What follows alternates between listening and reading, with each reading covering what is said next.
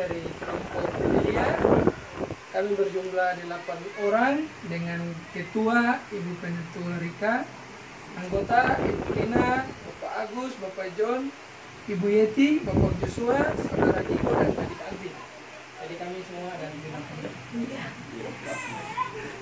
Oke, kami akan memberikan 5 pertanyaan untuk kelompok janda di Sarfat. Pertanyaan yang pertama, bagaimana keadaan kehidupan janda di Sarfat? Slow. Bagaimana keadaan kehidupan janda di Sarfat? Sangat susah.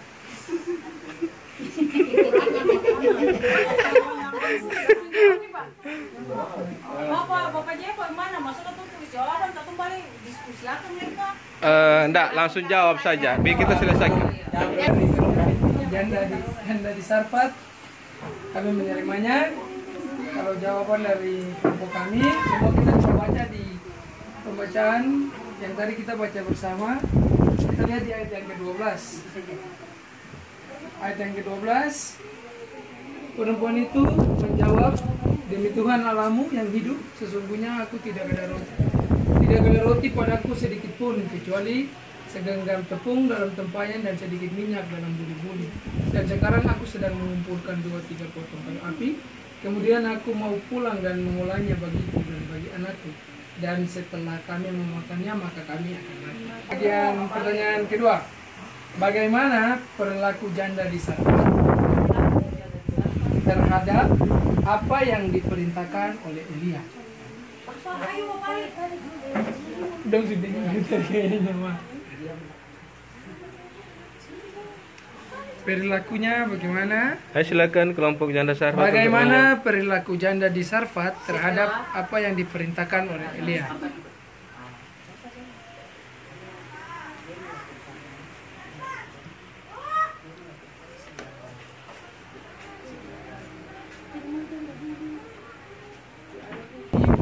Dari Bapak Agus untuk membacakan ayat 10 sampai ayat 12. Ayat 10 sampai ayat 12 ayat pembacaan tentang Elia dan janda di Sarfat. Jadi baik, ayat 10 dan 11 ya. Ayat 10 sampai 12. 10 sampai 12. Sesudah itu ia bersiap lalu pergi ke Sarfat. Setelah ia sampai ke pintu gerbang kota itu, tampaklah di sana seorang janda sedang mengumpulkan kayu api dan berseru kepada perempuan itu, katanya, cobalah ambil bagiku sedikit air dalam kendi supaya aku minum. Ketika perempuan itu pergi mengambilnya, ia berseru lagi, cobalah ambil juga bagiku sepotong roti. Perempuan itu menjawab, demi Tuhan Allahmu yang hidup, sesungguhnya tidak ada roti padaku sedikit pun, kecuali segenggam tepung dalam tempayan dan sedikit minyak dalam buli-buli. Dan sekarang aku sedang mengumpulkan 2-3 potong kayu api. Kemudian aku mau pulang dan mengolahnya bagiku dan bagi anakku. Dan setelah kami memakannya, maka kami akan mati. Apa motivasi Elia kepada janda di Sarfat yang sedang mengalami kesusahan karena kehidupan ekonominya yang sulit? Bukan, mama suara besar. Ya, ulang. Bukan dengar. Ulang jawab. Jawabannya. Iya. Ulang jawab. Jawabannya adalah Elia berusaha meyakini janda agar ia tetap yakin dan percaya bahwa Tuhan akan memberikan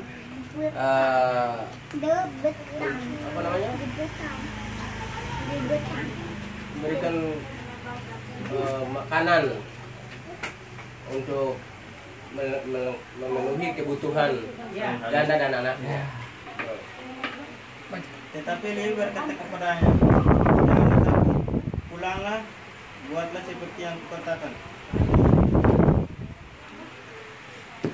Tetapi buatlah lebih dahulu sepotong roti pundut kecil kepadanya, dan bawalah kepadaku, kemudian buatlah bagimu dan bagi anakku. Apa bukti dari pernyataan Elia yang memberikan motivasi kepada janda di Sarfat? Percaya. janda itu menjadi percaya, actionnya yaitu dia membuat itu duluan kepada Elia. Dan ada dua peristiwa yang terjadi dengan janda itu. Yang pertama kisah tentang memberi makan dan kisah tentang kematian dari anaknya janda. Dan jadi fokusnya di ayat yang terakhir itu dikatakan bahwa dan sekarang aku tahu bahwa engkau abdi Allah dan firman Tuhan yang kau ucapkan itu adalah benar. Jadi itu adalah setelah dia itu langsung dia percaya. Sudah? Membangkitkan anaknya juga itu adalah sesuatu yang memberikan keyakinan kepada ibu janda yang tadinya dia ketakutan. Dia menyalahkan Elia bahwa oh Elia ini sama sih, so datang tapi tiba-tiba dia sudah di sini, tiba-tiba kok lain daripada anak saya tiba-tiba mati. Jadi dia tambah takut. Nah di sini bukti itu terjadi dari mujizat itu. Perkataan itu mendatangkan mujizat bagi janda. Janda Sarfat.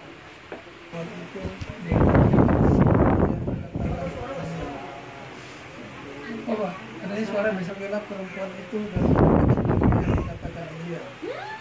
Maka perempuan itu dan dia serta anaknya mendapat makan beberapa waktu lamanya. Elia membangkitkan anak dari janda di Sarfat. Cara. Jawabannya.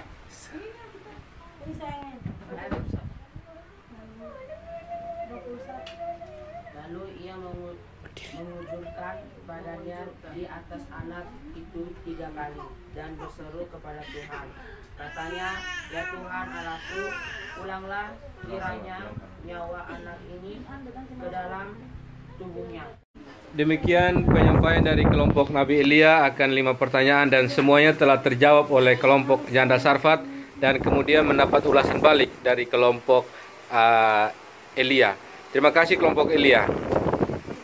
Sekarang saatnya bagi kita untuk mendengarkan hasil kerja kelompok dari kelompok janda di Sarfat yang akan memberikan pertanyaan kepada kelompok Elia dan kemudian akan ditanggapi balik.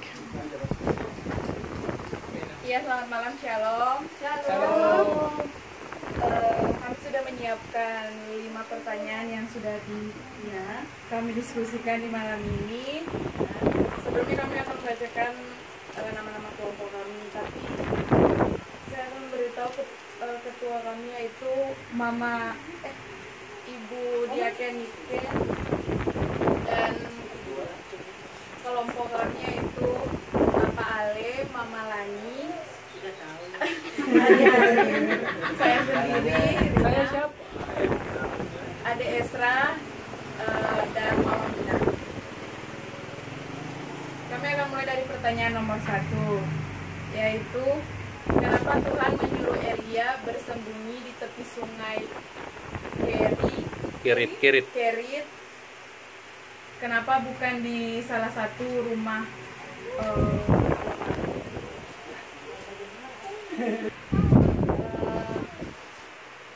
pada saat itu Tuhan akan memberikan hikmat kepada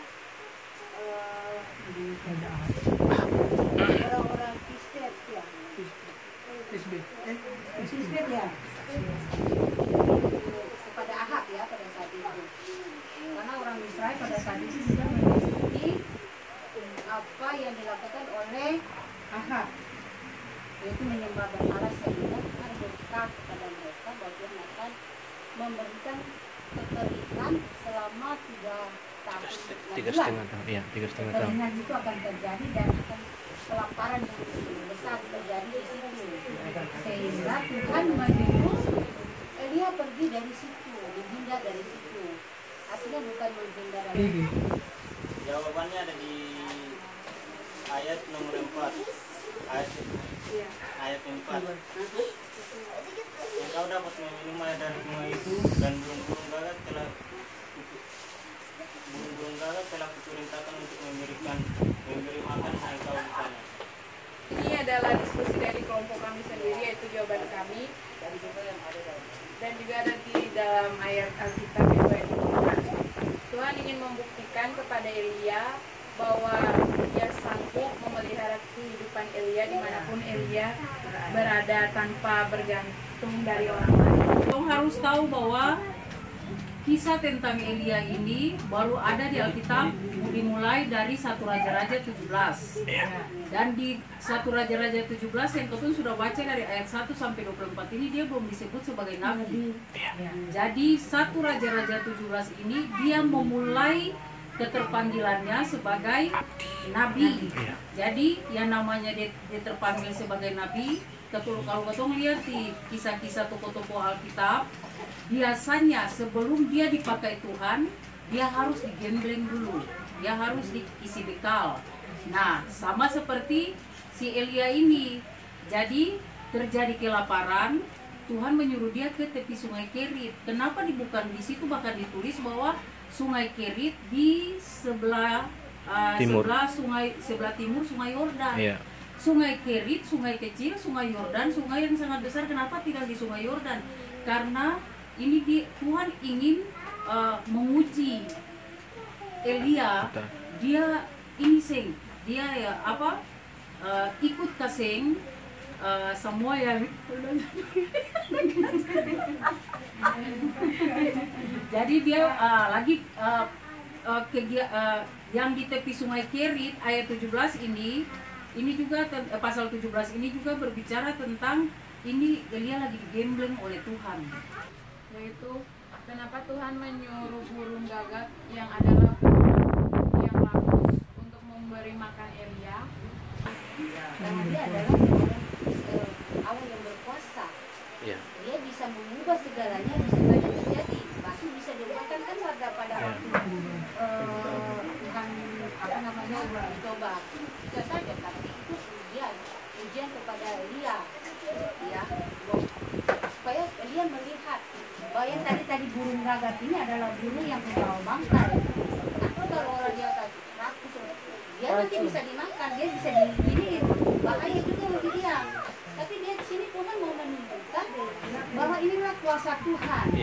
Ini adalah jawaban dari kami juga, yaitu Tuhan ingin menunjukkan kuasanya kepada Elia bahwa burung gagak yang rakus juga bisa dalam kendali Tuhan. Dan Tuhan menginginkan Elia belajar mempercayai Tuhan di awal keterpanggilannya sebagai nabi. Ya, lanjut.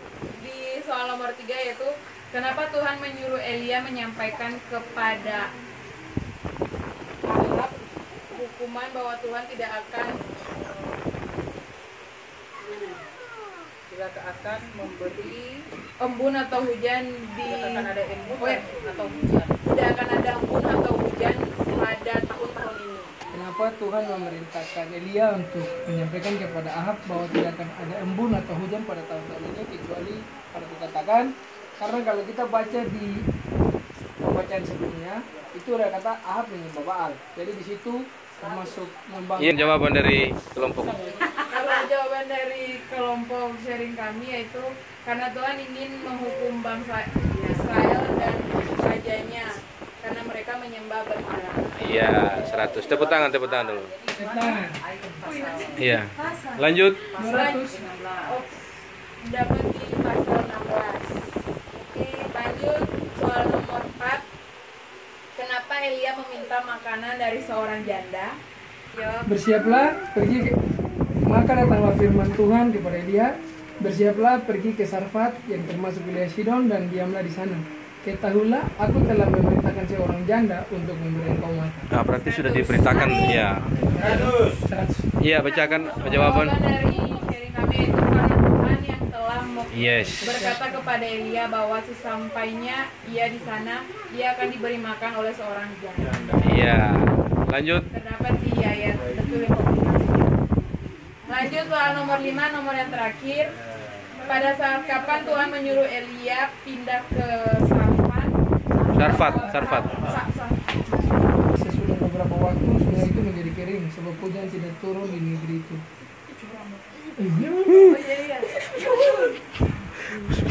Ayat 7.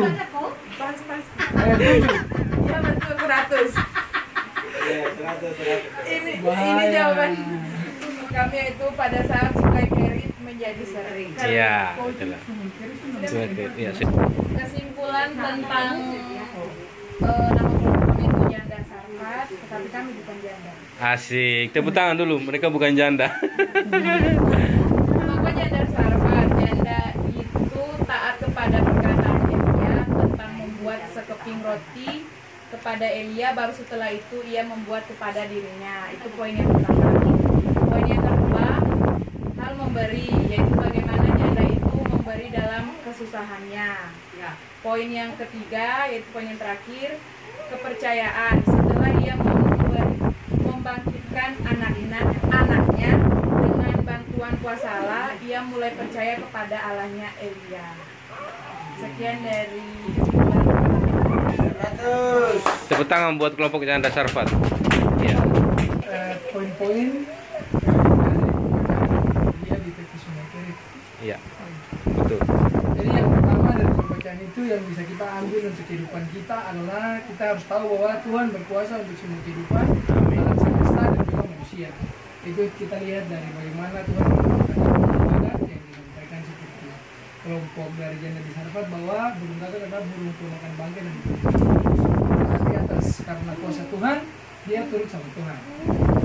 Dan yang kedua yang menjadi poin penting dan juga mungkin menjadi berkat dalam kehidupan kita adalah apa yang Tuhan perintahkan kita harus taat, bukan hanya taat tapi juga melakukan atau mengikuti. Jadi kita harus sama seperti Elia. Dan yang terakhir adalah ketika kita taat maka kita akan diberkati dalam kehidupan kita. Ini tadi diberkati lewat makanan dari burung gagak dan juga minum lewat sungai Kerit. Mungkin itu jawaban dari kita. Sekian dan terima kasih. Kok mutar ini Ibu Guru nih, kalau muter papeda aman. Dijamin, pokoknya bagian putar memutar, coba lihat cereng diputar, dijilat, dicelupin. Iya. Wih, ini jago muter betul ya. Ya, itu dia cara penyajian papeda. Nah, jangan lupa dijilat jarinya ya. Iya. Mustahil bagiku. Itu sangat mungkin bagimu. Ibu Guru bagaimana? Ini semangat kakak. Semangat kakak. Ini jamuan kasih dari KBS Ladekia. Ini ada ikan laut bakar semangka, semangat kakak. Ini papeda. Papa bilang apa? Papeda? Itu sangat papeda panas. Bagimu di saat ini jelas nasi putih ya. Kuasamu yang sempurna. Ini ikan buah ini juga. Ini mangkuan nih. Mestinya 6 KBF yang makan ini, bukan 1 KBF. Bukan karena kekuatan, namun rohmu yang dari KBF Ladekia ini. Ini kita jadi bingung makan mana duluan. Nasi putih duluan. Wih, ini dia. Ini cara penyajian papeda oleh senior. Mama pernah tua. Nah, ini dia diputar, tapi jangan dijilat. Ya.